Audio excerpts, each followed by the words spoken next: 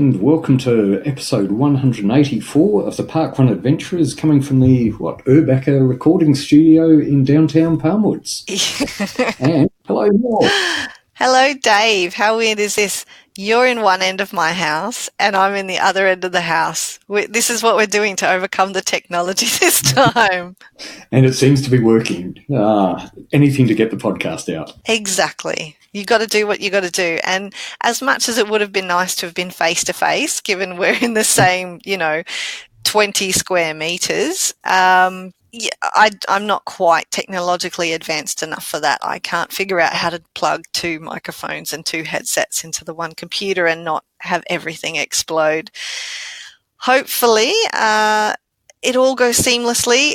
If you want, though, the toilet is halfway between the two of us. So if necessary, if you're not feeling comfortable down that end of the house, we can always move you into the toilet. Right. Great acoustics. I know you've recorded there before. As a very experienced Luddite, I probably can't help too much on the technical side. Here we go. Well, thanks for joining me again, Dave, on the pod. It's always great to have you around. And I want to hear, what did you do at Parkrun on the weekend? Where were you? Okay, well, I managed to get to the beautiful Parkrun at Margie Beach, and it's about a year since I was there. So this turned out, I was very happy actually. I was determined to get back. Last time I just got off a plane and probably suffering a little bit of jet lag. That's the excuse I'm using.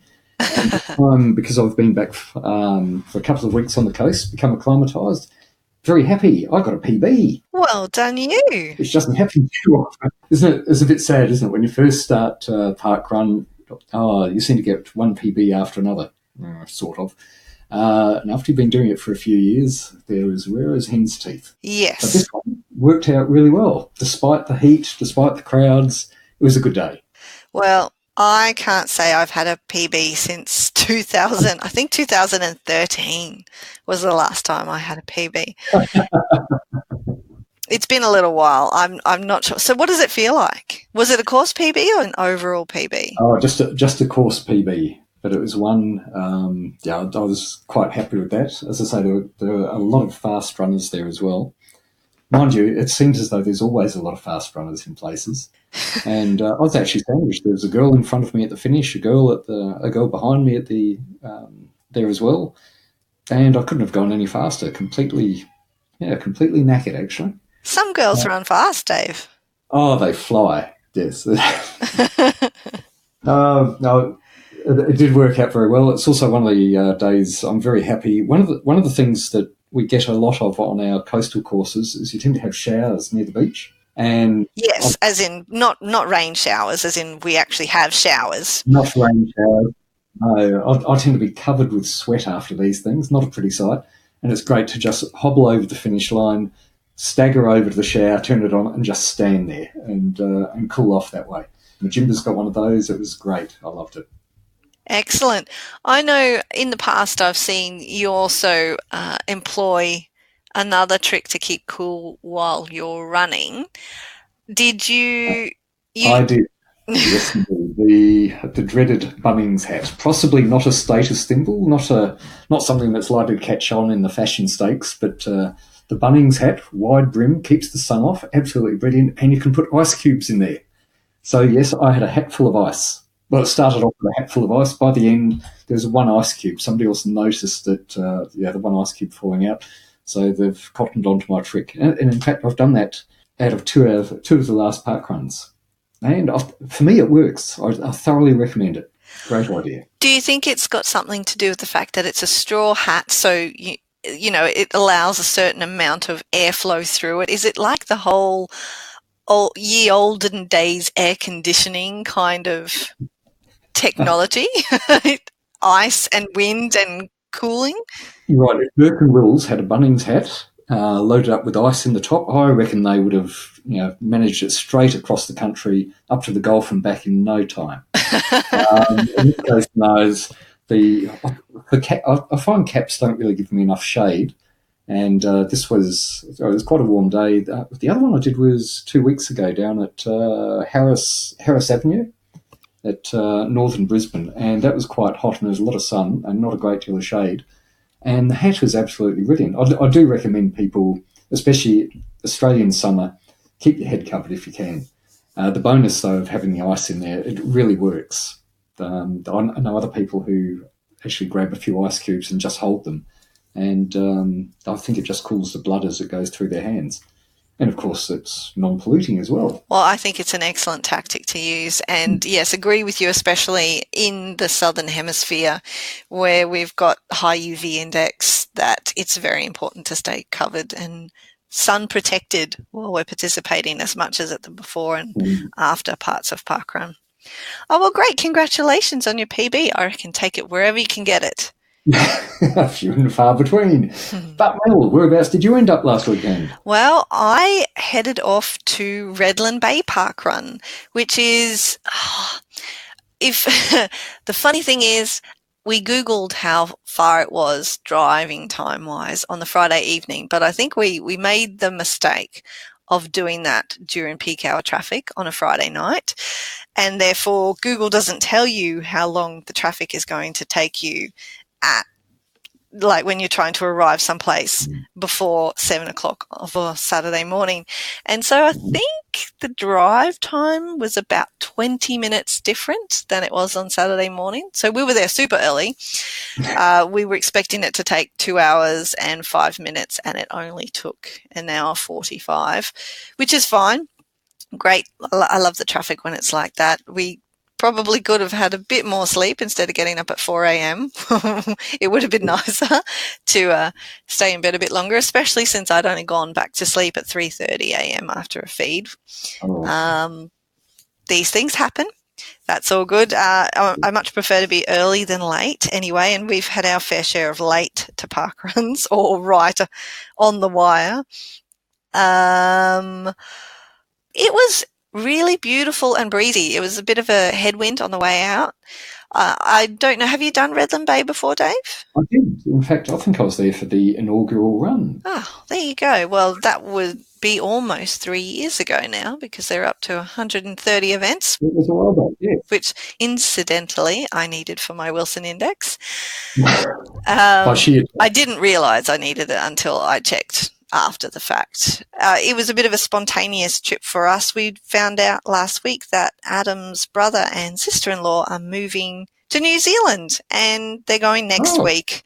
So we thought, oh, well, we've been meaning to go and do Redland Bay. They live near there, and catch up with them afterwards for literally years, and just haven't done, those things. We've seen them, but we haven't done parkrun beforehand.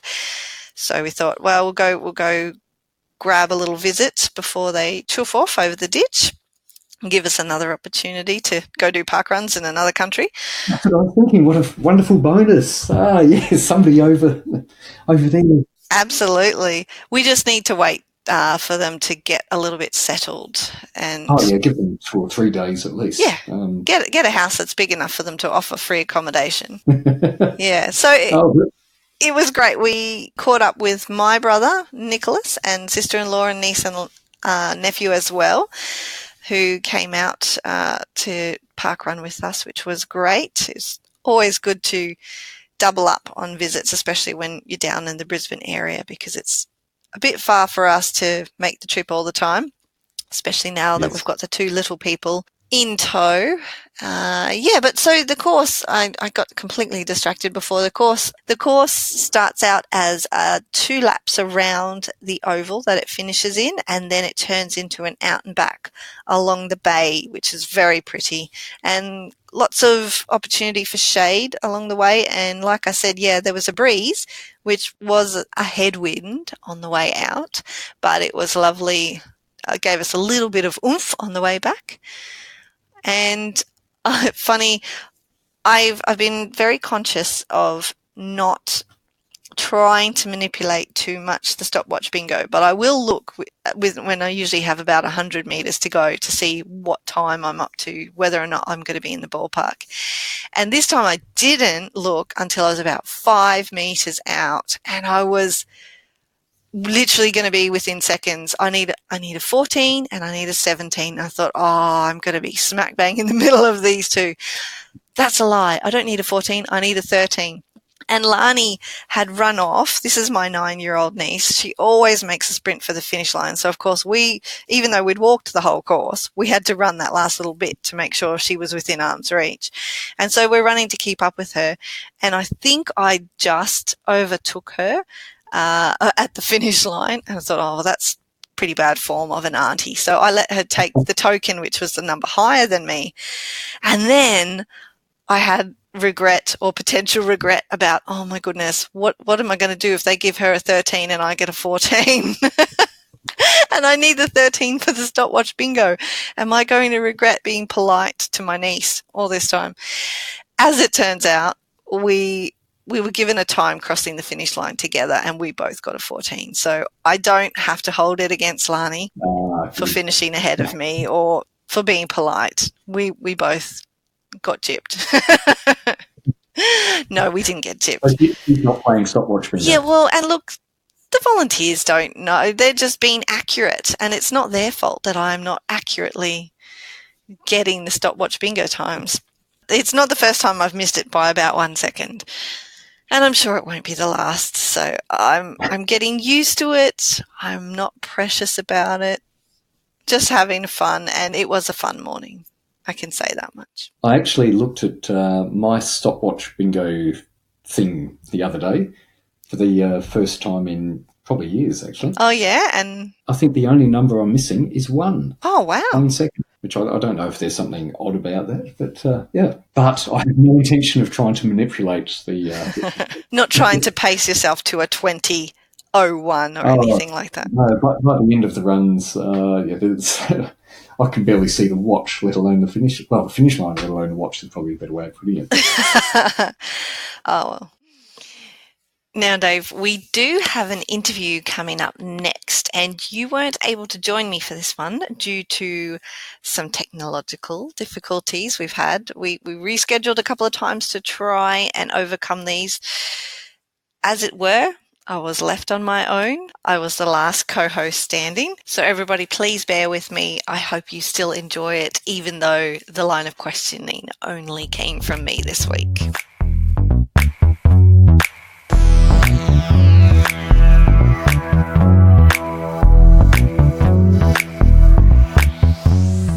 This week we have got a very special guest on the podcast. She has had a massive adventure. One of those big-time, lifetime memories just recently. She's back on Aussie shores, so it was an international adventure. She's big in the parkrun world in New South Wales, and her name is Margie Lewis. Margie, welcome to the Parkrun Adventurers podcast. Thanks, Mel. Thanks for having me. Thank you for coming. Now, I want to jump straight in and hear, first up, all about your adventure. We'll go back in and listen to how you got into parkrun and everything like that. But this is one of my bucket list events, and I want to hear all about you recently participated in a special marathon in Scotland. I did. I participated in the Loch Ness Marathon. I figured if I was going to do a marathon, it should be a spectacular one. So Loch Ness, we were in Scotland 3 years ago. I fell in love with the Scottish Highlands, particularly Loch Ness, and that's when I decided I would do it. Sounds incredible. I too am a big fan of Scotland. I went there for 3 months and I ended up living there for 3.5 years. I did visit Loch Ness, didn't see Nessie. You had 42.2 kilometres. Does the marathon, does it go around the lake? It goes around the loch. No, not around it. It's so big, it's so long that you can only, the 42.2 kilometres is one side. So the $1 million question is, did you see Nessie? No. I saw a few splashes. Could have been Nessie. Not sure. But no, I can't confirm that I did, unfortunately.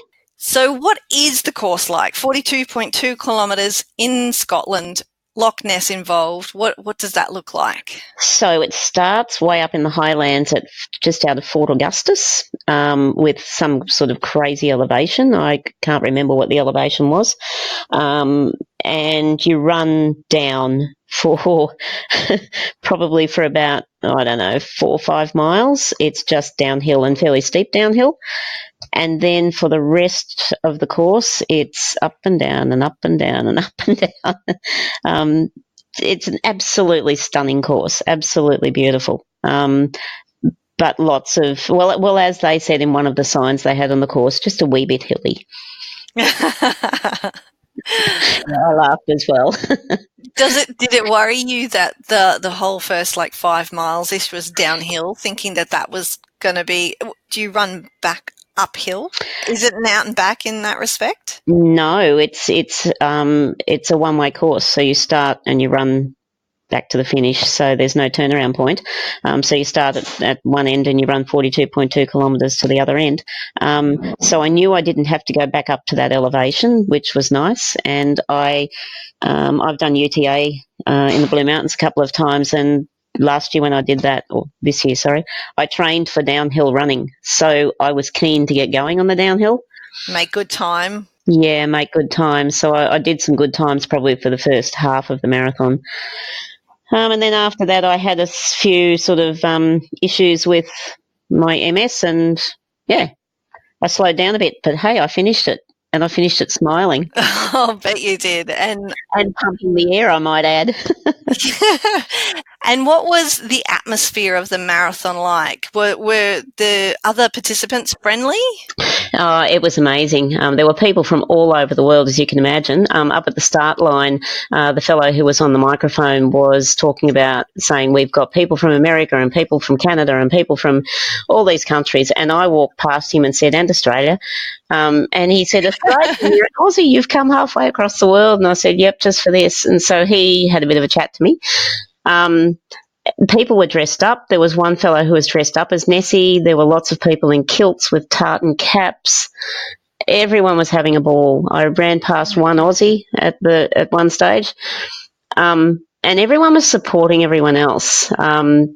As I said earlier, my MS was a bit of a factor, and I was struggling, particularly in the last few kilometres, and at one point I started walking and I heard a voice behind me saying, come on, you've got less than a park run to go. And I pricked up my ears and spun around because I measure things in park runs, and I said to this fellow, oh my gosh, I can't believe it, you measure things in park runs, that's amazing. And so he and I walked and ran the rest of the course.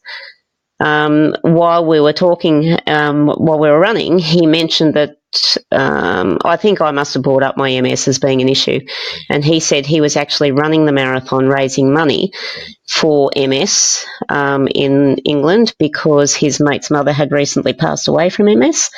So the two of us sort of had a connection. And just before the finish, he said, do you mind if I take off now? And I said, no, I'll leave my run till a bit later. So he took off and he said, I'll see you on the other side.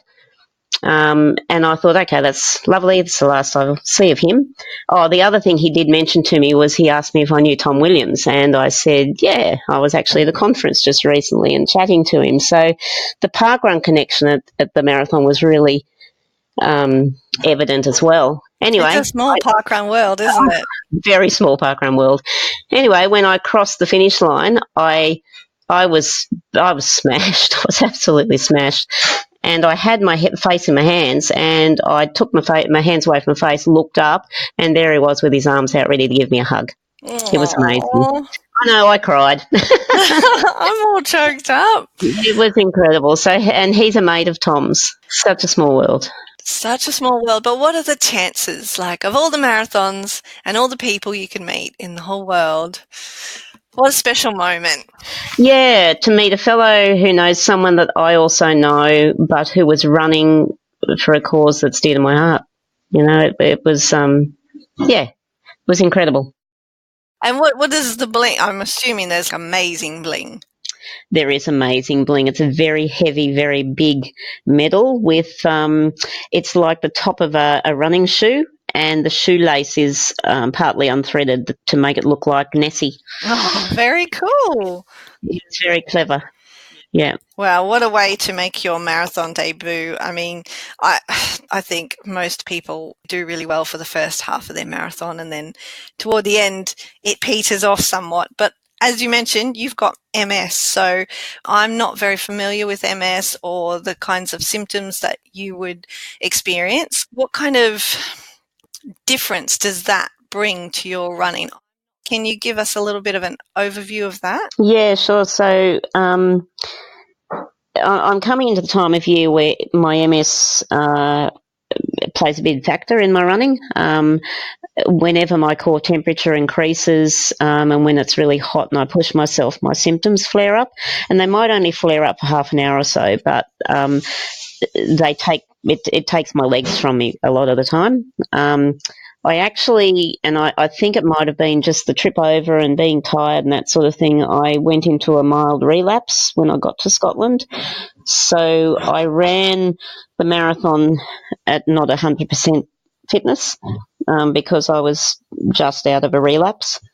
So I knew that I should take advantage of the downhills and walk the uphills so that I could get to the finish. That's a good strategy, definitely. And when you say it takes your legs from you, you need to sit down because, otherwise you would fall down while you're trying to run, or?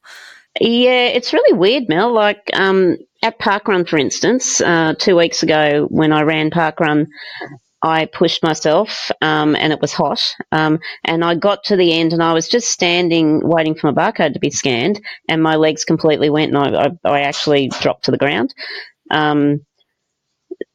That's what happens. Yeah. Okay. Wow, that's an incredible thing to live with. And you say that there's a particular sort of time of year where it's worse, and I'm assuming the heat just in general makes it worse. Yeah, that's right. Yeah, MS doesn't like the heat. I spent 14 years living in Darwin, and I wasn't diagnosed till after I left Darwin, but I did obviously have MS. Like I'd had it for quite a few years before I was formally diagnosed, and I was wondering why I couldn't cope with the heat all of a sudden, and that was why. It explains a lot when you get the diagnosis after that, I imagine. Yeah, it's like, that's why that happens. Were you a runner before you were diagnosed? I was a runner back in my school days, and then and cross country, which hence my love of trails and distance. Now I'm not really a speedster, and then I finished school, went nursing, got married, had kids, got MS. And running was never really on the agenda. It was always in the back of my mind, and a marathon was always in the back of my mind, but it was never really on the agenda until I met parkrun. And how does, I think we've been calling it MS the whole time, for the people who might not understand what the acronym is, it's multiple sclerosis. And it's you got diagnosed with it. You say, you rambled off this list. So you got married, you had kids, you got MS. It sounds like something that you just went out and did, but obviously that's not exactly the case. And can you explain for us what MS is, how it manifests for you? So my immune system fights my own body. Okay. I've got my immune system thinks it needs to fight stuff. It thinks that there's stuff going on in my body that it needs to react to. And when it does that, each time it kicks into this overdrive type action, it causes scarring, which is the multiple sclerosis, in my brain. At this stage, it's only in my brain. The other places it can occur is in the optic nerves, which would also obviously cause vision problems, and in the spine. And so whenever the MS is active, it causes new lesions, and that's when my symptoms are quite severe. I've been in a wheelchair, and I usually have to use a walking stick when I'm in relapse. I've got one in my handbag all the time. Wow, that's a big deal. And how do you cope when you get given this diagnosis? So I've worked in the disability field most of my adult life. So when I was diagnosed, I just thought, well, it'll get me when I let it get me. That was the wrong attitude to have, but I had that attitude for a lot of years. I refused to go on medication. I refused to acknowledge it. Like, I told people I had MS, but I was obviously refusing to acknowledge it. And then when I moved from Victoria up to here, I saw a new neurologist, and he said, what medication are you on? And I said, well, I'm not on any. And he said, why? I said, because I choose not to take them. And he said, well, why are you wasting my time? I thought, well, I don't really know. So that was the end of that appointment. I got another referral, and this neurologist said to me, I can guarantee you'll be in a wheelchair within 10 years if you don't start taking medication. And I thought, oh, all right. He's speaking a language you understand. Yeah, he pretty much slapped me over the head with a lump of 4B2 and said, wake up to yourself. You will end up not being able to walk. So I did wake up to myself. Okay. Now, I know there's been studies that have shown that one means of managing MS is exercise. And have you found that to be in your experience? I absolutely have. The exercise, like, it's a knock-on effect. The exercise, I was exercising when I first had MS, and then I would stop when I had a relapse, and then I would start again, and then I would stop again, and it was sort of a yo-yo. And I carried a lot of weight, and then, like I said, I met parkrun, and slowly but surely started getting involved in parkrun myself, and then started realising that maybe I could go a little bit faster, maybe I could actually run, maybe I could actually jog some of it. And then I thought, well, maybe I need to develop some strength, because all I was doing was trying to run. So I now go to the gym religiously at least 3 times a week to strengthen my weakened muscles.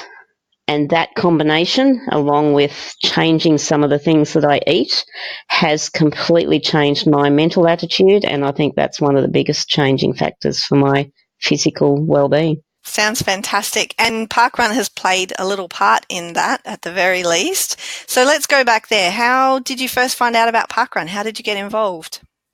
I'd gone up to Brisbane. Both my girls live in Brisbane Northside, and I'd gone up there for a thing called the MS Moonlight Walk, and that was on a Saturday evening. And then my youngest daughter, Sarah, said to me that when we got home that night, come to parkrun. And I said, come where? What's that? So she explained what parkrun was, and I thought, oh, yeah, all right, I'll come and walk it. So I went to Sandgate Parkrun, and I was absolutely blown away. I did parkrun with my walking stick that day. And I was, blown away with the fact that everyone stayed until I'd finished.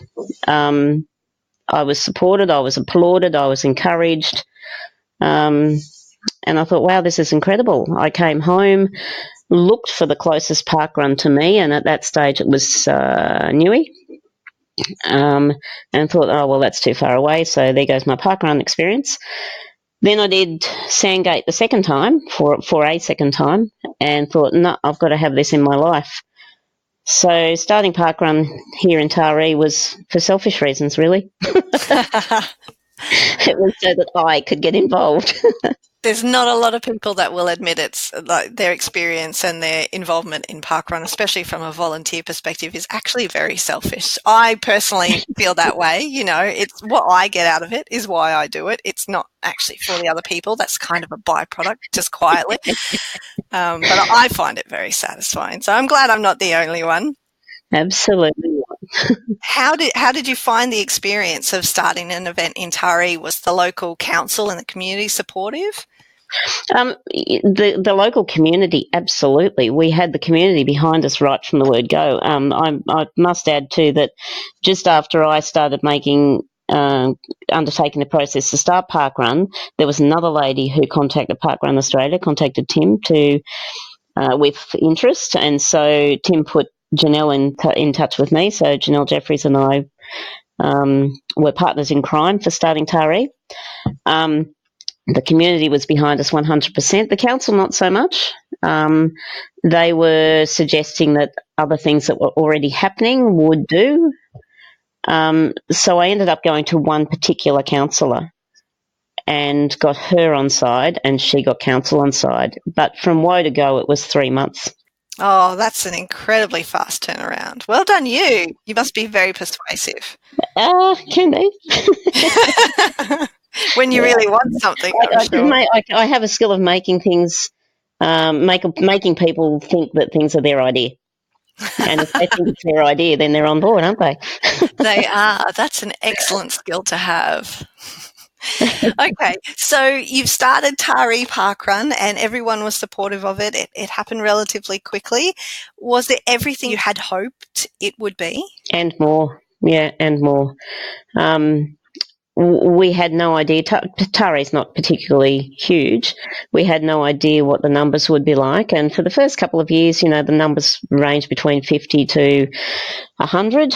Now, 4.5 years on, pretty much every week we exceed 130 participants. And the numbers of walkers have probably trebled. We've got people who have disabilities. We've got a fellow who pushes himself in his wheelchair. It's just, far exceeded what I thought it might. And that's not where the parkrun story stops for you. You have recently handed over the ED-ship to somebody else. And when I say recently, it's, the last year-ish, to become a volunteer event ambassador for Parkrun Australia. Yeah, I have. We got to the point in Taree where we had a team of 10 run directors, and they're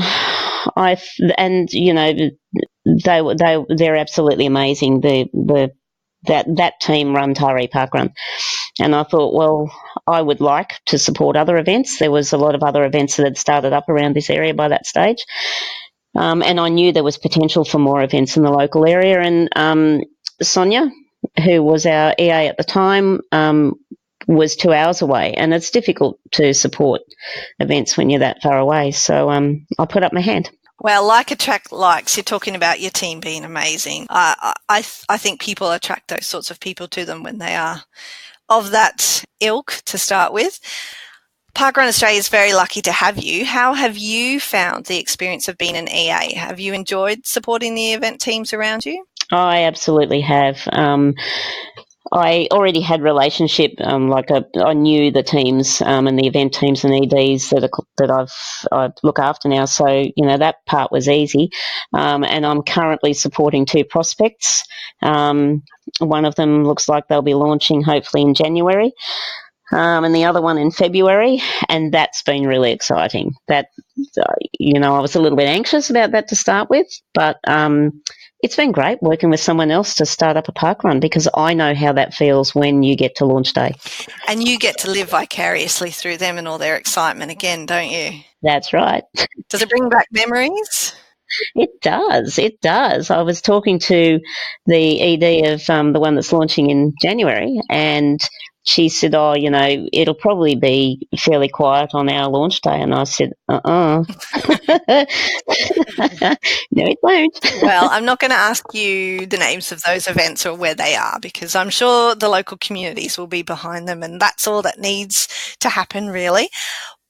Yeah. But I would like to ask, we kind of skipped all the way from your marathon to here without me asking you about your other adventures while you were overseas. So let's go back to the adventuring, because I love to hear about the parkruns that happen overseas and what you experienced. So where did you get to while you were away? So my first one was in Ireland. We have family who live in Dublin, so we docked there when we first flew over, and then we drove over to the other coast, to the west coast, and I wanted to do a beach parkrun over in Ireland. So I did Inch Beach Parkrun, which is on the Dingle Peninsula. I think there were 32 people. And was it actually on the beach? It's actually on the beach. But the beaches over there, as you would know, the sand's packed down and it's pretty hard, and it was like running on a soft running track, I guess. So it wasn't hard going in the sand. And it was great. It was out and back. It was wonderful. Awesome. It was cold. Windy? A little bit windy? Yeah, a little bit windy. But I took the shoes off and went for a paddle in the ocean, as you do, at the end of it. And we were welcomed. I checked their page just before, or probably on the Wednesday, and they were still calling out for volunteers. So while I ran, Glenn volunteered. Oh, awesome. Yeah. A little bit of international voluntourism. Yeah. Can't beat it. Yeah. So that was my first one. Then my second one was Inverness, the day before the marathon. So jealous. And in comparison to the 32 people, there was, 600 and something. Is that their normal kind of crowd, or was that No. it's because of the marathon weekend? It's because of the marathon. Yeah. They in the run brief they made a comment. They said, "Look, nobody knows the course today. We've got marquees up because of you people." So their normal course, had to be changed, obviously, because of the marquees that were put up for the finish line in the event village. So it was just, I don't know, they did an amazing job. It was just around and through this 2 ovals. It was incredible. There were people everywhere. Awesome. It was all organised. It was amazing. What's the vibe like in Ireland and Scotland at parkruns? You know, you've got the awesome accents for starters. Yeah. But does it feel like parkrun home away from home, except a little bit colder? It does. It totally does. Complete with coffee and brekkie afterwards. It all, like, I go up and introduce myself, and I said to them that I was an event ambassador from Australia, and you're treated like you're part of the family. How easy is it? You just turn up. It's the same as it is here. You use the same barcode as you do here. Same distance, different time. 9:30. It's a little bit hard waiting till that late in the day. Isn't it funny? It's a wait. Like, you can have a sleep in, and then you can have breakfast, and they're still like looking at your watch, going, "Oh, I've got all this time." It's still not time. But yeah, absolutely amazing.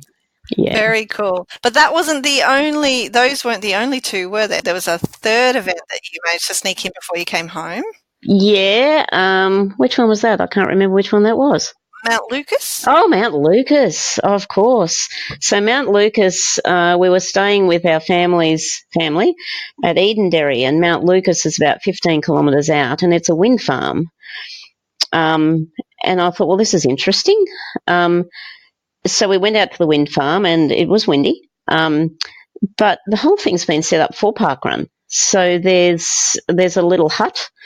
And in that, just a little wooden hut with 3 walls, and in that hut there are hooks for you to hang your coats and your hats, and there's a little shelf above it for you to put your keys on, and it's got a sign saying Parkrun Meeting Place. And then around the course are pieces of exercise equipment. So initially I thought it was set up for parkrun, and then I realised that it's set up for people to be active. And there were other people who were not participating in parkrun who were just walking their dogs or using the equipment. It was amazing, and you're in amongst all these wind turbines. And because wind turbines aren't small, they're very big. And I feel like that must be a very surreal experience running around among those, because we have a few of those sorts of farms in Australia. And you can drive past them, but you don't tend to get too close. But it always seems something very alien to me. It was a surreal experience, because usually in Australia there's fences around them, or they're on someone's property, and you can't get close. And these didn't even have little fences around the bases. Like, it had a sign saying "Don't climb up on the little they were on." But it blew my mind, the fact that it's in the middle of a bog, and it's obviously a working bog. So there's a little, as we drove in, we had to cross a little train track, and that's the bog train, or the peat train, that collects the peat from the bog and brings it in to power the rest of the wind farm, to power the turbines. So it was just a surreal experience, and that's why I selected that one, because I thought it was unique. Yeah, absolutely. I would have had a really long finish time, because I think I would have just been taking photos the whole time of the wind turbines. And I will add, it was freezing that day, and I took a couple of photos, but then I thought, no, I just kept thinking about Glenn back at the start, and I thought, no, I've got to get back. It's cold. Well, that's fair enough too. Yeah. Well, Margie, thank you so much for joining me and having a chat about all things parkrun and your personal experience with your first marathon. Congratulations. It is on my bucket list to do Loch Ness Marathon, although the elevation, I'm not sure about that. Yeah, you've got to do it. You'll love it. You'll love it. Like the ups and downs. It was like the back of Nessie. It was sort of undulating. It wasn't. None of the hills were too nasty. It was just that downhill at the start. With the rain and that sort of thing, I was worried it would be a bit slippery, but it wasn't too bad. You would love it. Well, maybe you can come back with me, Margie, and we can go do it again together. Absolutely. 3 years' time, we'll be back there, Mel. 3 years' time. What year is that, 2022? Yes. Okay. I reckon my boys are old enough to cope with some international travel by then. Well, while the marathon is on, there's also the 10-kilometre, like it's a running festival, it's 10 kilometres, and there's also the Wee Nessie event. Ooh, the Wee Nessie event. And the Wee Nessie is for the wee ones. That sounds too cute. It sounds like it should be a date, Mel. I think so, Margie. I'll see you there. Okay.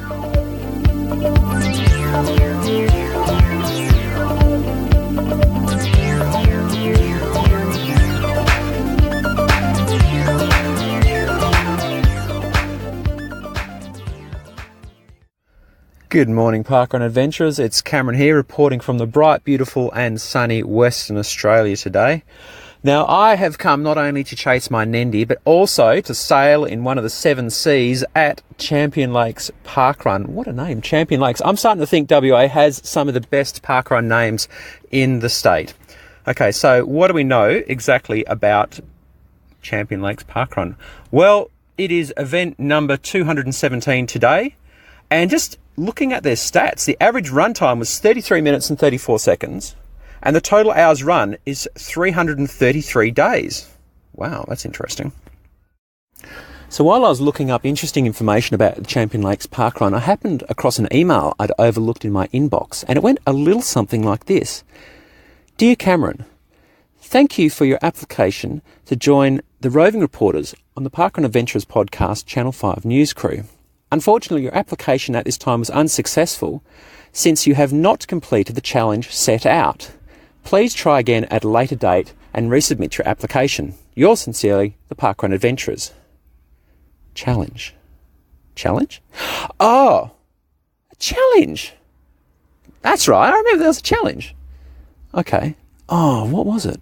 All right, it doesn't matter. I'll work it out as we go, okay? See you out there. G'day everyone, I'm here with the run director today, Richard. Richard, how are you going? I'm good, thanks. I'm good. How are you? I'm very well, very excited to be here at Champion Lakes. Haven't been around this way in ages. It looks absolutely beautiful out there. Yeah, we have a special course. We're lucky you can't get lost. As long as the lake is on your left, you'll get round. Oh, fantastic. And so how long have we been up and running here at Champion Lakes? Well, this is event number 217, so it's about 2.5 years, I guess. Oh, brilliant. Oh, we're heading out. Well, let's head on over. Post-run report for Champion Lakes Parkrun. Like always, went far too fast out at the start. And then lo and behold, they tricked me. I thought it was just a flat, long, very PB-worthy course, but I was slightly wrong in that the huge long back straight is all into the wind. And then at the very end, when you turn the corner at the end of the back straight, it's full of lovely little flying insects to give you extra protein while you run, for people like me who run with their mouths wide open. But it was a good track, good day out. Let's see who else I can get to talk to. Well, I found someone else interesting to talk to. What's your name and where are you from and how did you get started in parkrun? Hello, my name is Wendy. I started in parkrun 4 years ago. It was the second week that Champion Lake started, and I'm a big ambassador and advocate for parkrun for a huge amount of reasons, and it's just love it. And wherever I go, I do parkrun. Oh, okay, so you do some of the social prescribing to friends and family and whatnot? Yes, and I encourage anyone I can to come down, and always go for coffee afterwards at Hidden Cafe. Don't miss coffee, and go to Melbourne, and I've done a few in Melbourne, done Darwin, Kalgoorlie, and that's about it for me. Oh, fantastic. I'm so jealous. I did so many parkruns before I worked out, hey, there's other ones around Perth, and suddenly started finding them. It's brilliant. That's exactly right. And the other thing I've done is 7 parkruns in one day, which is 35 kilometres, which takes in a lot of parkruns, which is an interesting event as well. Oh, wow. Non-parkrun, but we do all the parkruns. Oh, I think that's brilliant. What an achievement. Yes, and wherever you go on holiday, you look for a parkrun. First thing you do. I'm trying to convince my wife to go to Adelaide at some stage next year. Oh, lovely. Christie's Beach, I haven't done it, but Christie's Beach is beautiful. Oh, right. And another beautiful park run's Kalgoorlie. Oh, okay. Haven't been out there. It's a bit of a drive. And Nightcliff in Darwin is absolutely stunning as well, along the beachfront. Oh, I heard Nightcliff was really good. Yeah, so well worth it. Excellent. Hey, just a bit of an out there question. Would you happen to be a listener of the Parkrun Adventurers podcast? I will now. Oh, excellent. I haven't actually listened to any podcasts yet. I'm a bit in the dark ages. I'll listen out for it. It's really good. Hosted by the lovely Mel Urbacher. And we've got people like me around Australia and around the world sort of visiting parkrun events, talking to people, having fun times, all sorts of good stuff. Great. I shall be a listener from now on. Oh, fantastic. Well, lovely to talk to you, and I hope to see you again soon. Thank you. G'day everyone, I'm here with Anne. Anne was one of the original event directors at Champion Lakes Parkrun. G'day, how are you going? Very well, thank you. Yeah, Teresa and I started up, and we're neighbours, and we do everything together. Oh, lovely. She's even got me into bike riding as well. That's why I did it very slowly today. Oh, excellent. Yeah, and we're a real close bunch here. We do a lot of things together at this park run. There's a lot of largish girls that come down here that have been running and have made really fantastic headway in their running and walking, and there's some of them that are now, even though they're larger women, that are doing marathons tomorrow. Oh, wow. So they're doing very well, and they feel accepted at this park run. Well, that's what parkrun's all about, isn't it? It's all abilities. Yeah, and they're doing very well with their abilities here, and as a Champion Lakes Park Run, a lot of our runners will go to, say, Masters tomorrow or another event, and there's usually about 20 of us all in a group that will compete in events, and we also compete for Heart Kids. Okay. What's that about? Run. Heart Kids is about children that have had heart disease, and it's a support group for their parents and the families of children with heart disease. Oh, wow. So we support them at this particular park run because a few of our families have had children with heart disease, and we run in red and red tutus and red. So if you see a whole lot of park runners wearing red, usually from Champion Lakes. Oh, okay. And, I'll keep an eye out. Yeah, and also tonight a lot of runners here are very good musicians. That's right. Yes, I They're heard there's classical musicians. There's a concert tonight. Yes, there is a concert tonight. Not only are they classical musicians, but we also have people of many diverse talents. We have a few authors here that write poetry. Those two people over there are published authors, and also we have artists and all sorts of talents, and we support these people in their endeavours. And so it's quite when you go along to a classical concert and you see 20 runners sitting in a row, it's quite unusual. Yeah, It sounds like Champion Lakes is the cultural precinct of the parkrun world in Perth. I wouldn't like to put it that way, but there's some interesting characters amongst us, that's for sure. And we do support each other a lot, and there's all other things that we do as well.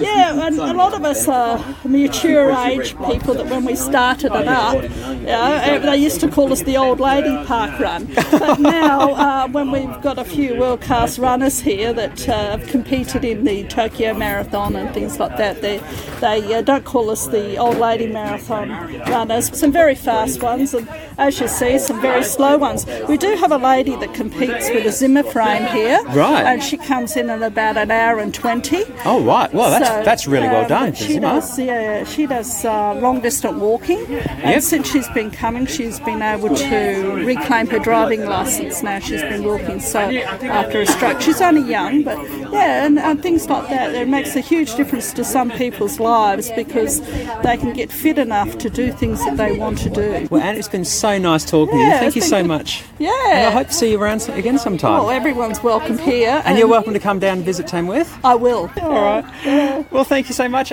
and I'll see you around. Yeah, see you around. Go to the coffee shop. Okay. G'day everyone, I'm here with Teresa, who's helped out as one of the original event directors. G'day. Hello, how are you?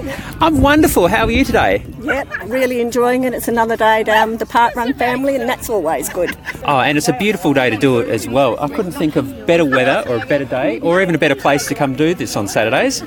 So how did you get started down here at Champion Lakes? Well, we originally started with Claysbrook Cove, went there a couple of times before they opened up the Canning River Parkrun. We went to the Canning River Parkrun and we stayed there until they opened Pioneer Park. Then we went with Jeremy over to Pioneer Park and we assisted as run directors and any other volunteer position that we could, as well as running whenever we could. And then one day the cheeky little mite said, you know, we're looking for some people who aren't quite seen as runners in the community to start a new park run so that we can appeal to a broader range of people. So my girlfriend Anne and I decided that we'd take on the challenge, and Anne decided she would be the event director and I would be her assistant. So that worked out for us. So 3.5 years ago we started Champion Lakes Parkrun, and it's one of the best things that we ever did because we've got such a magnificent group of people who come down here every week and join us. We've really got a lot of people who've made some really good friendships down here. Yeah, I've got to say you're a super friendly bunch. Thank you so much. I felt very welcome from the moment I got here, except the moment I got here I went in the wrong direction and then I eventually found here. Well, we have two right places to be. So under yeah, absolutely. You can make a choice here at Champion Lake. So you can either meet under the tree near the toilet area, in the car park area there, or you can come over here. Both are okay because we'll take you over to the start line. So I was right the first time. You were, absolutely. Interesting. What's the deal with this hidden cafe? Why is it hidden? Is that just a name, or is it part of their shtick or something? What gives? I mean, I'm a park runner. I need coffee. It should not be hidden. It should not be hidden, no. Well, that was the first cafe in the street where Anne and I lived, and it was originally set up as a bike riders cafe, and because it wasn't on Albany Highway, they called it Hidden. And we've been supporting it ever since. So there wasn't a cafe local to Champion Lakes. We tried coffee vans and the other things that you do, but the operators weren't interested in staying there for the amount of money that we could give them. So we've been to Hidden.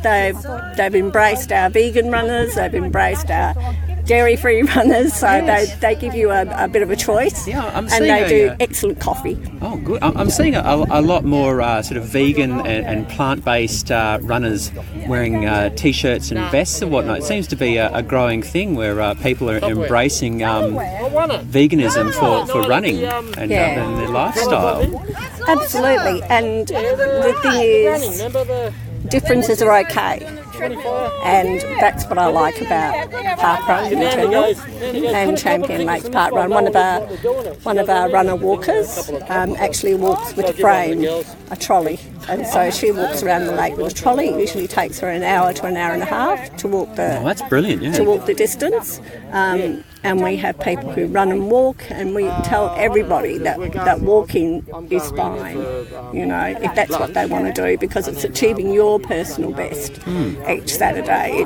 It's getting out and doing it for you, not about who's the first finisher. That's nothing to do with it. No, it's I think it's just about getting out there and getting active and getting some of this beautiful sunshine as well.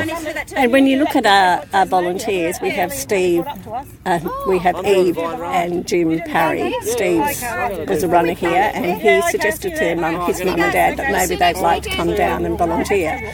They've done over 100 volunteers as photographer and marshal.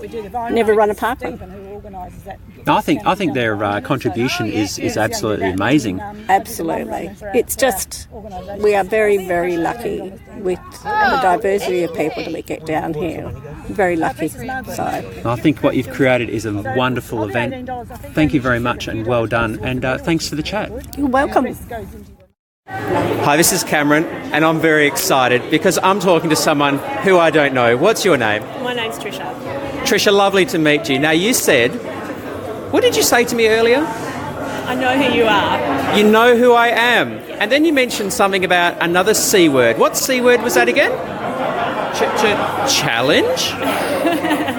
Yes. Challenge. Oh, So would that make you a Parkrun Adventurers podcast listener? It would, yes. Now, I'm assuming that if you know of the challenge and if you're a listener, you know that there's something else I need to ask you. Do you know what that is? You have to refresh my memory, sorry. I think it was something along the lines of if you could name another roving reporter on the Channel 5 news crew team, then I would be allowed to be one of them from WA. Do you remember anyone's name? I do. Mel. Melissa. Melissa. And Tok. And Tok. Yep. Anyone else? You? Well, technically no, but maybe. That's it? That's it. You've just made my day. Yay! Thank you so much. You're welcome. Well. Cam. Filing a roving report from Champion Lakes Parkrun as his submission, his entry request to the Channel 5 news crew. The only roving report that we're going to pop into the podcast this week, we do have 2 other excellent submissions, which for reasons of brevity, we're going to save for you to listen to until next week. I don't know about this one, Dave. There's some speculation happening. I think we need to speculate. What did you think? Does this entry get him over the line? I think we could say he finalised his challenge with that. Oh, I don't know. Oh, you're thinking about it? Well, here's the thing. The challenge was interview a pod listener, but it needs to be someone that he doesn't already know, and it's a bonus if the listener can name one of the existing news crew. Yeah. So Cam interviewed Trisha, who is allegedly, and I'm holding up my hands here, inverted commas, an existing pod listener. I checked the results, and there is no Trisha in the results at Champion Lakes from last weekend. Is that suspicious, Dave? Oh, there's a possibility going through there. Now, there are just a handful of unknowns showing up in the list. I did check the volunteer roster also. There was no Trisha on the volunteer roster. There was no Patricia. Okay. Unless Trisha is adventuring under a pseudonym. Could it happen? Would it happen? I don't know. So you're not just thinking about drug cheats. You're thinking about people who may be using an alias for a name? Well, yeah, I mean, does she even exist? Yeah, okay, a forensic parkrun inspection might be required. Are we going to go through the photos and try and identify each of the people? Yeah, I don't know, Dave. Do we expect that this is on a system and we'll take Cam at his word? He did sound so excited that he was going to be joining the news crew. I think it's worth it. Either that, or you induct Trisha. Trisha's done nothing. She's never submitted a roving report. Okay. However, if she does indeed listen to the pod, hi Trisha, thanks for listening. We're very excited to have you around and identifying roving reporters. And bonus points. We did say that bonus points would go to Cam if the listener knew one of the existing news crew. She knew 2 of them. She was able to name Mel Ellis and Tok, which is very impressive. I think it's superb. But I also think, how could you say no to Cam with his enthusiasm? Well, really? Exactly. And the reports are getting better every time he submits one. So not to mention the fact that he's in WA. Oh, we've been trying to tap into that market for a very long time. I shouldn't call it a market. What should I call it? The far side. The far side. We love West Australians. And all right, okay, this is it. Cam, you made it. Well done. You're in. Welcome, Cam. You've done very well. And let's face it, if you put all that effort into cheating and getting somebody to pretend that they don't know you and still come up with the answers, I think it's worthwhile. we reward cheats when they're elaborate and conscientious. We reward cheats if they don't get caught. Well, is it really cheating if you don't get caught? I don't know. No. No, well done. Anyway, yes, very excited to have you, and we will send you all the secret handshake information, etc., a little bit later this week. Now, speaking of stuff going out, this is a very loose segue here, Dave. I just want to remind everyone that if you have ordered an ugly Christmas singlet and have plans to celebrate International Ugly Christmas Singlet Day, the inaugural one with us this year on the 21st of December, the shipping will actually commence on the 4th of December. So keep an eye out on your letterboxes anytime after the 5th if you're in like a major capital city or, one of those fast places that receives posts. Just bear that in mind. Very good. And another one that actually we should have mentioned this with Cam is one that we're a little bit interested in. We saw last week was the inaugural run of the Monday Regional Parkrun, which looks as though it's an extremely hard one over there in Western Australia. Might be one that Cam will have to get to in the not-too-distant future. Yes, but my ears pricked up when somebody said, ooh, hard run, potentially a contender for the most difficult parkrun in Australia. And I wanted to know more. I can't help myself when it comes to hilly or difficult. I'm always interested to know more. And it does sound like an absolute cracker, Dave.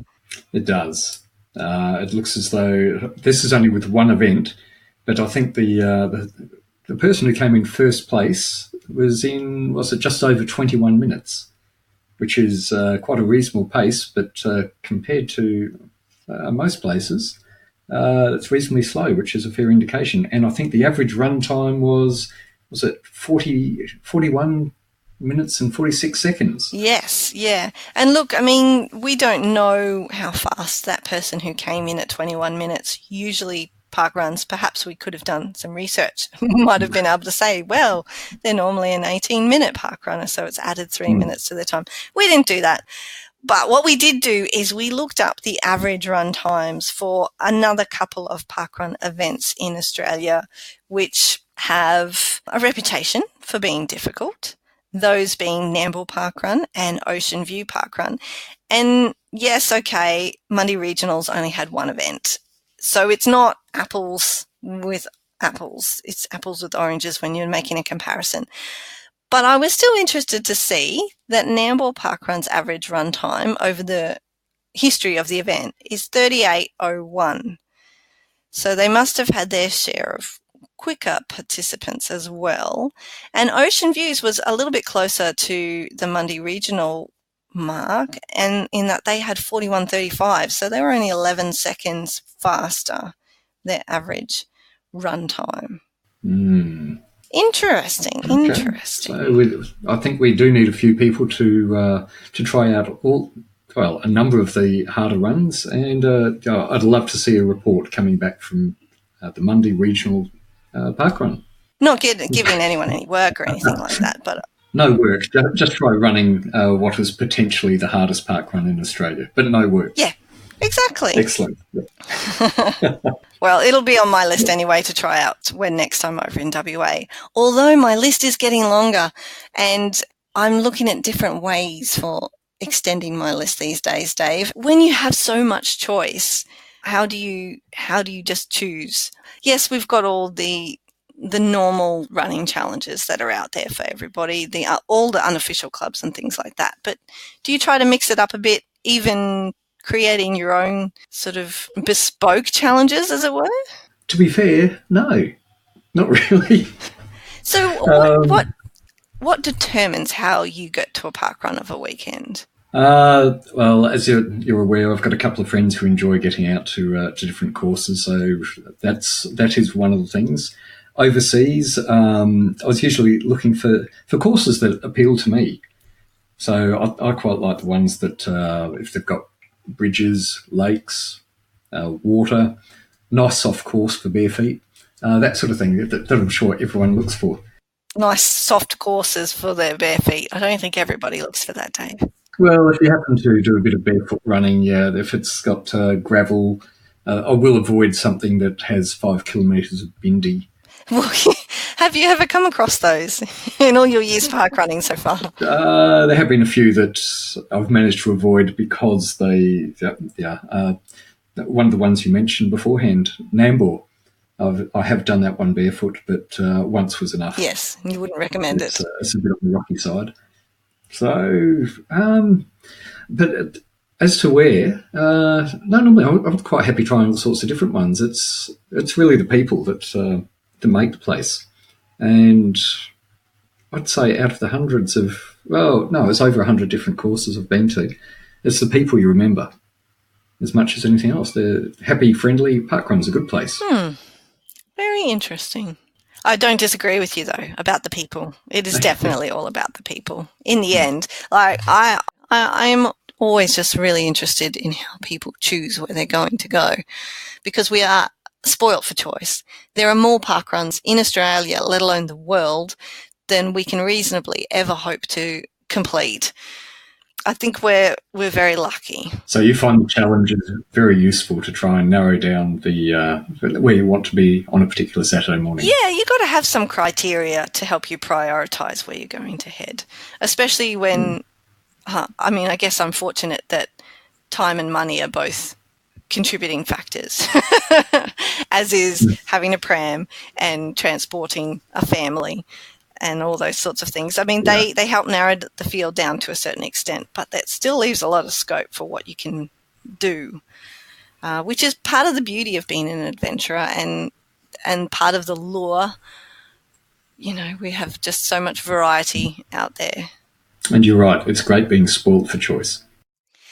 Dave, it has been a pleasure to have you join me once again and almost in person in the Urbaca recording studios this week. You've done a stellar job, and here's to many more parkrun adventures.